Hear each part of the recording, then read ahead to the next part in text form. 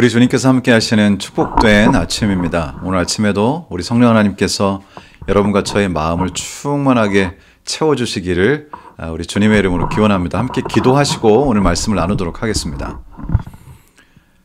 우리를 사랑하시는 주님, 오늘 아침에도 저희에게 생명을 주시고 성령 하나님의 은혜를 또 누릴 수 있는 귀한 기회를 주시니 감사합니다. 이 시간 주님께서 저희들 가운데 임하시고 우리가 방송으로 만나지만 무소부지하신 우리 주님께서 우리 모두의 마음속에 역사하셔서 동일한 주님의 은혜를 나누게 하시고 주님의 영감이 우리의 삶을 감싸는 귀한 시간 되도록 주님께서 역사해 주시기를 우리를 사랑하시는 예수님의 귀하신 이름으로 기도드리옵나이다. 아멘. 존 웨슬리라고 아마 여러분들이 들어보셨을 텐데요. 종교개혁자 중에 한 사람이죠. 어느 날 존 웨슬리가 설교를 하고 나서 이렇게 내려왔는데요. 한 젊은 청년이 목사님께 와서 뭔가를 고백하고 싶다고 합니다. 그래서 얘기하라고. 그랬더니 청년이 사실은 자기가 그동안 가게에 있는 물건들을 훔쳐다가 팔아서 자신의 생계를 유지했다는 것입니다. 근데 그 얘기를 이제 얘기할 때 방에 가서 한 게 아니고 그냥 교회 본당에서 예배 마치고 설교 마치고 예배 마치고 사람들이 좀 있는 상태에서 얘기를 했기 때문에 곁에 있던 사람들이 들었습니다. 이제 사람들이 웅성웅성대기 시작했죠. 그 중에는 그 청년을 이미 알고 있는 분들도 계셨고 그럴 줄 몰랐다라고 하는 그런 시선으로 이 청년을 보고 있었습니다. 그런데 그때 이 청년이 자신의 잘못을 고백하고 제가 어떻게 해야 될까요? 어떻게 하나님께 회개할 수 있을까라고 이야기를 할 때 그 존 웨슬리 목사님께서 이렇게 말씀하십니다. 자신의 죄를 하나님께 고백하는 것은 우리 하나님께 크게 영광을 돌리는 것이라네. 하나님께 죄를 자백하고 회개하고 내가 죄인이라고 하는 사실을 주님 앞에 드러내는 것은 하나님께 영광을 돌리는 것이다라고 말씀하신 것이었습니다. 사실 우리가 살면서 죄를 고백하고 심지어는 사람들이 내 죄를 알게 되고 또 죄를 회개하는 그 모든 과정은 결코 유쾌하거나 그렇게 긍정적인 기분이 드는 그런 과정이 아닙니다. 하지만 존 웨슬리 목사님은 이렇게 나의 죄를 깨닫고 인정하고 그것을 고백하는 행위야말로 하나님께 가장 크게 영광을 돌리는 행위라고 그렇게 말씀을 하셨습니다. 오늘 저희가 함께 나누는 여호수아의 말씀에도 아주 비슷한 말씀이 나옵니다. 오늘 저희가 함께 나누는 부분은 운명의 선택이라는 제목 아래의 내용인데요. 이러한 질문이 있습니다. 여호수아 7장 19절로 21절을 읽어보라. 여호수아는 아간에게 무엇을 요구하고 있는가? 이러한 요청의 의미는 무엇인가? 우리는 아간의 고백을 어떻게 이해해야 하는가? 여호수아 7장 19절에 이렇게 기록되어 있습니다. 그러므로 여호수아가 아간에게 이르되 내 아들아 청하노니 이스라엘의 하나님 여호와께 영광을 돌려 그 앞에 자복하고 내가 행한 일을 내게 알게 하라. 그 일을 내게 숨기지 말라 하니 하나님 여호와께 영광을 돌려 그 앞에 자복하고 다시 말하면 하나님 앞에 자복하는 것은 하나님께 영광을 돌리는 일이다 이렇게 말씀하고 계시는 것이죠. 사실 기분 혹은 그때 나의 감정을 생각한다면 이것이 정말 하나님께 영광을 돌리는 것일까? 오히려 하나님께서 영광을 받지 못하시는 게 아닐까. 내가 이렇게 죄인이라고 하는 사실은 참 부끄러운 사실이라고 그렇게 느끼실 수 있을 텐데요. 성경은 그것이 하나님께 영광을 돌리는 일이라고 말하고 있습니다. 그러자 아간이 이렇게 말합니다. 아간이 여호수아에게 대답하여 이르되 참으로 나는 이스라엘의 하나님 여호와께 범죄하여 이러이러하게 행하였나이다. 내가 노략한 물건 중에 시날산의 아름다운 외투 한 벌과 은 200세겔과 그 무게가 50세겔 되는 금덩이 하나를 보고 탐내어 가져갔나이다. 보소서. 이제 그 물건들을 내 장막 가운데 땅 속에 감추었는데 은은 그 밑에 있나이다 하더라. 이런 엄청난 일을 벌이고 그리고 이스라엘 백성들이 다 나와서 누구의 잘못인지를 가리는 그 긴 기간 동안 고백하지 않고 침묵하면서 어떻게 될지도 모르겠다고 하는 일말의 희망을 가졌던 이 아간의 마음속에 그 근원적 동기는 바로 탐심이었습니다. 탐내어 가져갔나이다. 탐심이라고 하는 것이 이렇게 엄청난 힘을 가지고 있는 것이죠. 어쩌면 지금 21세기에 이 세속 사회를 움직이는 여러 힘 중에 가장 큰 힘 중에 하나가 또 탐심이 아닌가 싶습니다. 모든 구조가 이 탐심이라고 하는 것을 바탕으로 되어 있는 것이 아닐까라는 그런 생각을 가져볼 때도 있습니다. 아간은 이 탐심을 버리지 못했고 아간은 이 탐심 때문에 자신의 삶을 완전히 망치게 됩니다. 여러분도 혹시 사시면서 탐심을 느끼실 때가 있나요? 사실 십계명에서는 탐심에 관한 것이 한번 하나의 계명으로 나오지만 사도 바울께서 탐심은 우상 숭배라고 그렇게 말씀을 하셔서 그 중대성을 저희들에게 가르쳐주고 계십니다.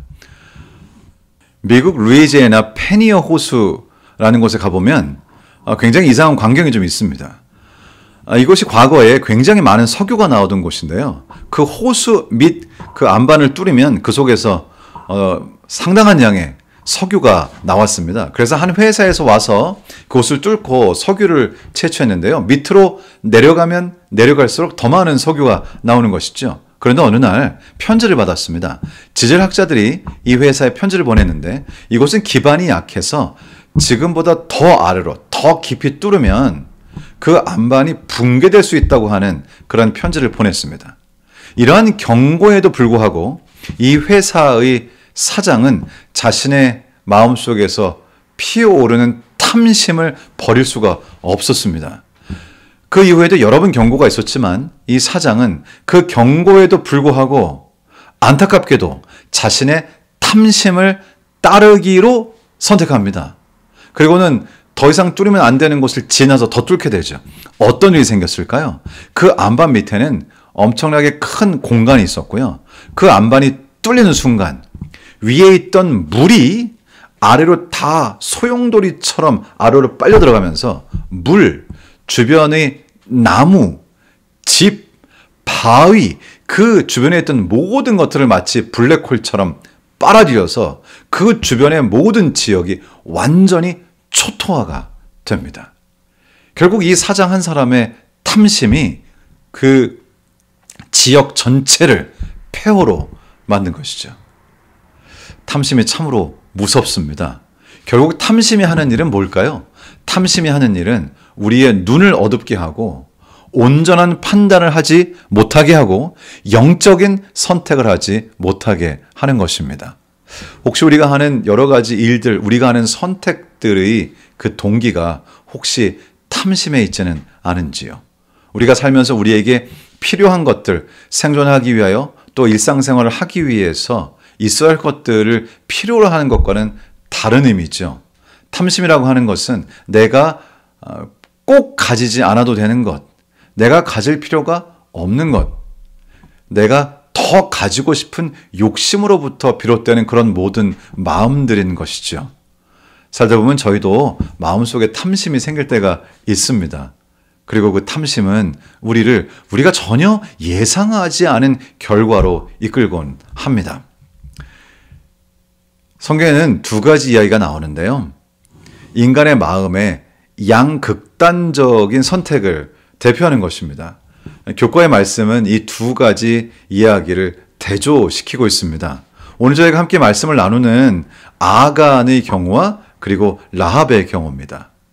아간은 자신의 탐심으로 본인이 가지고 있는 그 마음속에 있는 탐심에 의해 선택을 하게 되고요.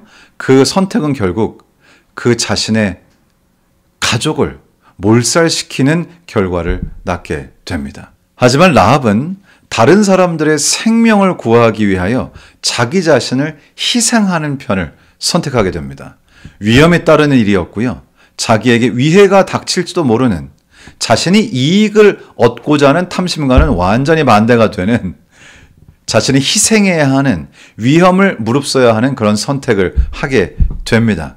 결국 그 결과로 자신의 가족이 구원을 얻게 됩니다. 이것은 굉장히 우리의 삶에서 나타나는 기본적인 욕구와 여러 상황들을 잘 말해주고 있습니다. 여러분들도 살면서 탐심이 동기가 되기도 하고 다른 사람을 위한 희생이 동기가 되기도 하죠. 오늘 저희가 하루를 살아갈 텐데 우리가 하루를 살아가는 동안 하게 되는 모든 행동과 선택의 동기는 무엇이 될까요? 미국의 롤리타 석탄광이라고 하는 곳이 있습니다. 그런데 이곳에서 안타깝게도 대형 폭파 사고가 나면서 그 탄광 자체가 불길에 휩싸이게 되는데요. 그때 그 지역에서 목회를 하셨던 아주 작은 교회 목사님, 벤슨이라고 하시는 그 목사님께서 이 불길에 뛰어드십니다.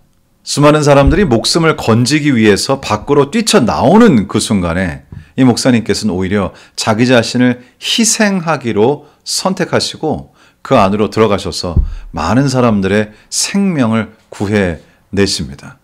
그리고 그곳에서 이 목사님에 의해서 생명을 건지게 된 많은 분들이 이 목사님의 교회에 나오시게 되고요. 그분들이 예수 그리스도를 개인의 구주로 받아들이게 되죠.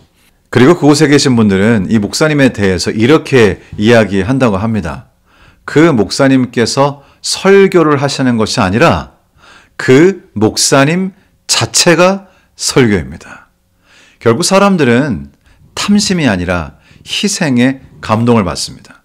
물론 우리가 오늘 이렇게 불길 속으로 뛰어들어라 그런 말씀은 아니지만 오늘 하루 동안 살면서 나의 행동과 선택의 동기가 혹시 탐심에서 오는 것인지 아니면 진정한 사랑에 의한 희생적 동기에서 오는 것인지 오늘 한번 하루를 살펴보시면서 우리의 모습이 십자가에서 우리를 위해 자신의 생명을 내어놓으신 사랑과 희생의 선택, 탐심과는 완전히 거리가 먼 예수 그리스도의 선택을 닮은 그런 하루의 삶으로 꼴지워지게 되시기를 우리 주님 예수님의 이름으로 축원합니다. 다 같이 기도하시고 개인적으로 기도하시는 시간을 갖도록 하겠습니다. 우리를 사랑하시는 거룩하신 하나님 아버지, 오늘 저희는 아간의 그 모습들을 통해서 인간의 마음속에 있는 탐심을 보았습니다. 사실 그 탐심은 바로 저 자신의 탐심이기도 합니다. 하나님, 우리 모두는 다 보이지 않는 탐심이 우리의 마음속에 숨겨져 있는 것 같습니다.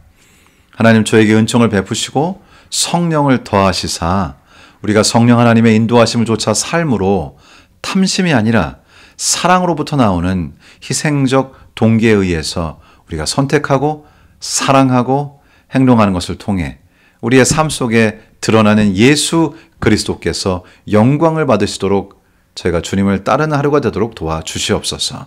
오늘 하루 동안의 삶을 주님께서 인도하시고 또 개인적으로 드리시는 모든 기도를 들으시며 응답해 주시기를 우리를 사랑하셔서 십자가에 달리신 우리 주님 예수님의 귀하신 이름으로 기도 드리옵나이다. 아멘.